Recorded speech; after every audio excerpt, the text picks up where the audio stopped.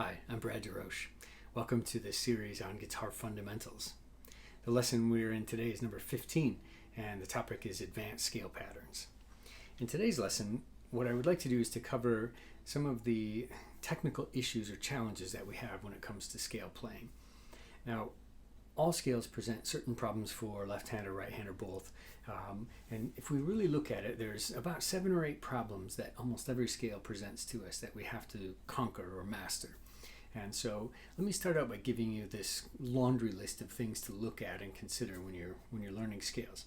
Once we go through the list, then what I would like to do is to look at 2-octave scale patterns, 3-octave scale patterns, and a series of 7 major scale patterns that allow us to play major scale in any position on the neck. All right, so that'll be the focus of today's lesson. All right, but first, that list of technical challenges that almost every scale presents to us. To begin with, one of the biggest problems is left-hand fingering. Which left-hand fingering are we going to choose? Thankfully, there are quite a few different scale patterns already out there that have been well thought of. We've got the Segovia patterns, the Shearer patterns, and a bunch of others. And there's a lot of good in those scale patterns, and they're done by people who were some of the, in the case of Segovia, for instance, one of the greatest concert players ever. And so there's much to learn from that, and we should look at those. I've presented another set of fingerings in the packet that accompanies this lesson, and so you may want to follow those, and that's what I'll be focusing on in the lesson today. In the packet that I sent to you, it's pages 3, 4, and 5, and so the first one looks like this. These are 2-octave scale patterns, and what I do is I use neck grids with little circles indicating the places that you play on the fingerboard. Inside of each circle, there's a number, and that indicates a left-hand finger. So if it's a 1, it's first finger, 2, second finger, and so on. All right, we'll get back to those pages in just a minute. If you don't have those pages and you want a copy of them, you just need to contact me. I'd be more than happy to email it to you. All right, moving on. After the left-hand fingering, which again has been sorted out for most of us by a fairly advanced player, the next problem that many of us encounter in scales are finger extensions and contractions. Now for me, the finger extension, which is moving the fingers apart this way, for the Segovia scales, for instance, there's only 1 finger per fret in every single one of his scales. He never vies away from this, so he always stays with this particular structure.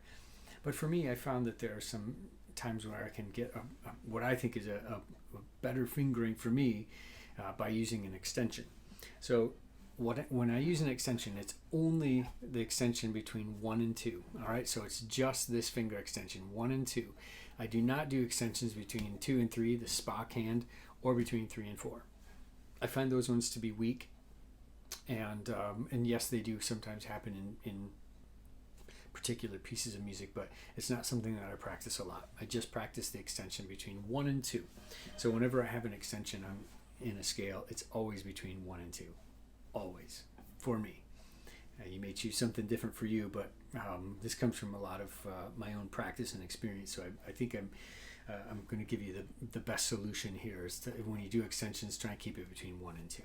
All right, so that's one of the other problems. Another one is the tracking with the right hand. So for instance, when we're going across the fingerboard here, making sure that we're tracking the right hand with the left hand string. So if I'm on the 6th string, I'm in the position to play well on the 6th string. 5th string, 4th, 3rd, 2nd, 1st, etc. So over here, if you look at this hand, you should notice that my knuckles, if I get the camera in the right spot here, the knuckles right over top of the string that I'm playing.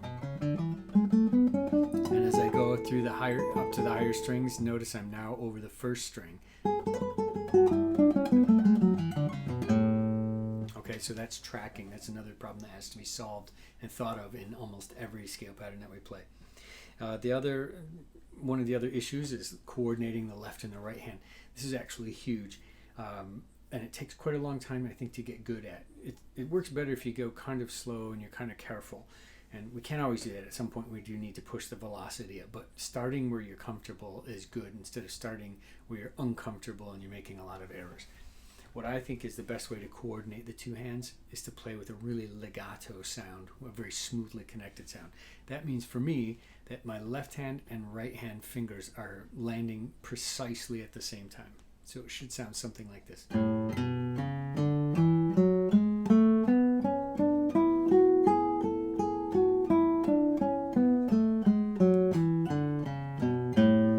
All right, so I'm trying to make sure my left hand and right hand are timed so that they're hitting precisely the same at precisely the same time.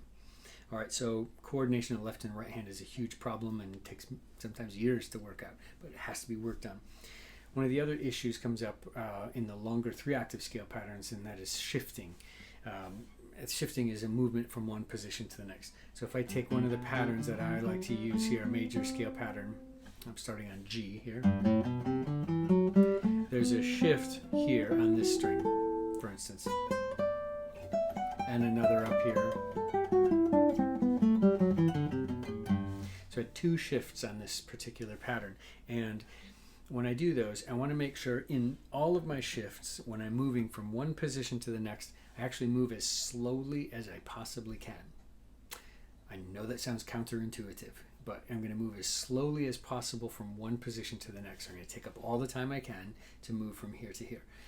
Why do that? Because if I move too fast and I have to slam on the brakes and land and get to the next position early, that just produces a lot of tension in my hands. All right, so I'm trying to do this as easy as and with as much ease as possible. So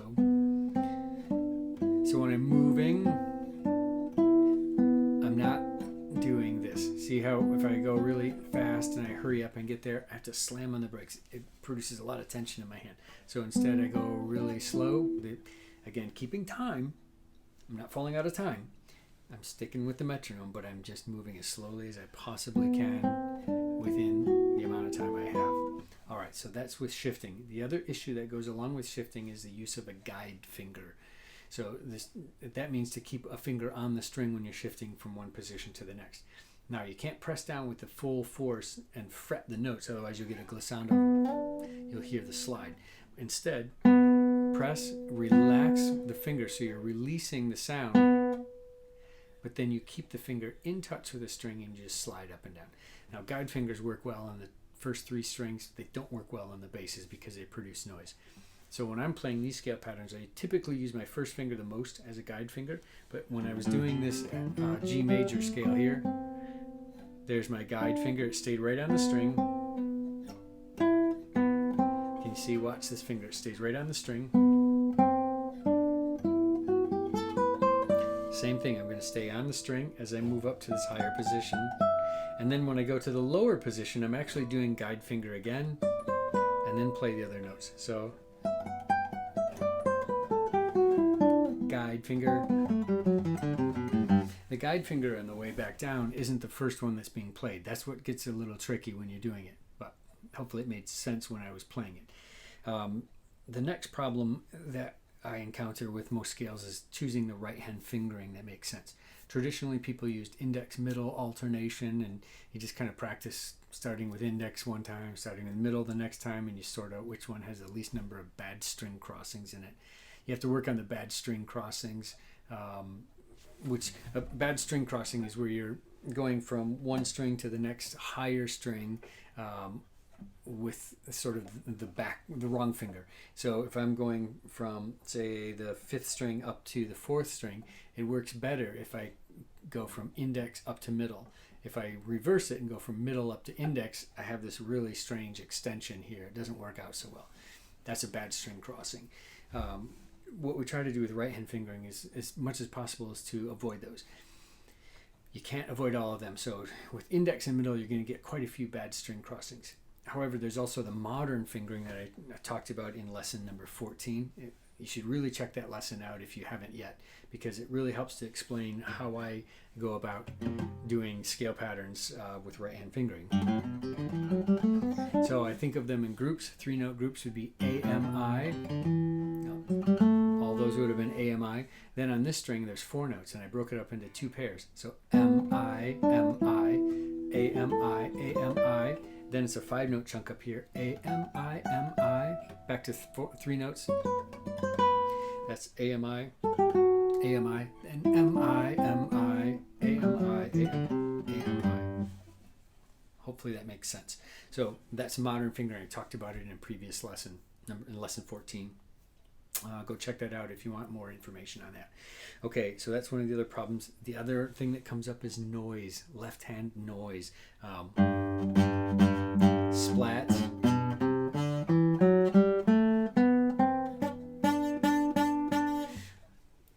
That comes from not being precise enough in the left hand. That was a previous lesson also.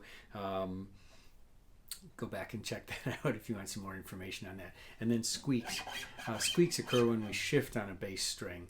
And the fingerings that I have in these packets, I've taken out almost all of the shifts that occur on the bass strings, which is one of the things I didn't care for with Segovia patterns. So for instance, when Segovia was doing the G major pattern, on the way back down, on this descending pattern, he does a shift on the 5th string, which gives it, for me, a lot of times a nasty squeak, so I try to avoid that. And then lastly, the biggest problem most people run into is velocity, how to get faster. Velocity is really about coordination for me. We already have the ability to move our fingers as fast as we're ever going to be able to move them once we reach adulthood. It doesn't really get any faster, but what does get faster or better is coordination. So coordinating the two hands together. How to do that? I would just start out with one string.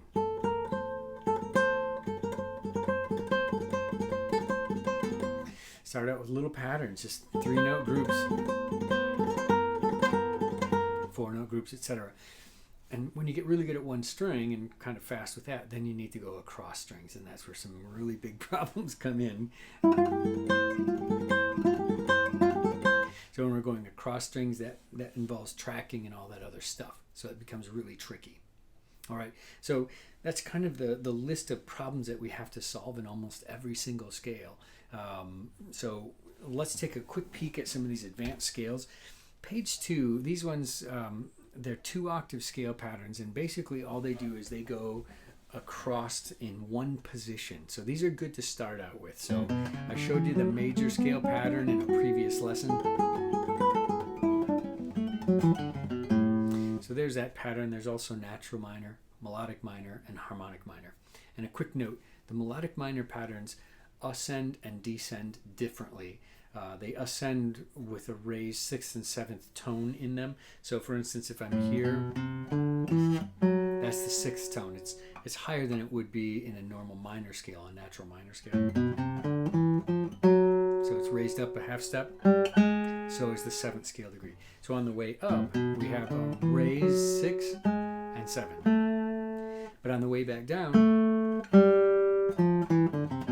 the scales are typically played with a flatted or lowered 6 and 7. All right, anyway, that means there are 2 patterns for melodic minor scales, so you have to look at those. Then on page 4, there are my 3-octave scale patterns. These ones are my own fingerings. They're different than, I think, most other people's.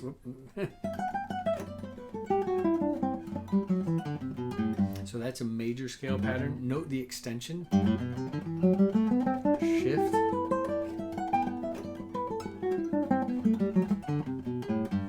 All right, so you can look through those. And then lastly, on page 5, there are major scale patterns. And on this page, there are 7 patterns. And what I did here is I basically just mapped out all the notes in a major scale. And in this case, it's an F major scale. It's just for example, because it all fit on the fingerboard fairly neatly.